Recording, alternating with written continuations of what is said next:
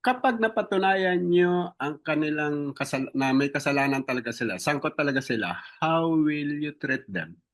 Hindi, we will recommend for filing of charges against them. Kasi wala naman pong, di ba, hindi naman nagpo-prosecute ang Congress. So, magagawa po kami ng resolution at ang isa siguro na magiging ano is to file charges against them. Wala pong sasantuin ng Kongreso, whether member niya o hindi niya member, basta nagkamali ka. Naniniwala po ako sa ganong sistema. Ako po nasa ikatlong termino na nga eh.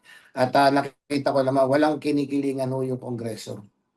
At walang dapat itago sa taong bayan. Okay po? Sir, last na lang. Kapag guilty sila, magiging way ba yun para matanggal sila sa Congress? Are you a lawyer, sir? No, I'm not a lawyer, pero isa sa disciplinary action siguro, it depends on the leadership. Nagtanggal na ho kami minsan ng isang kasama namin congressman. So, I don't see any reason kung bakit, kung talagang dapat matanggal ba, why not?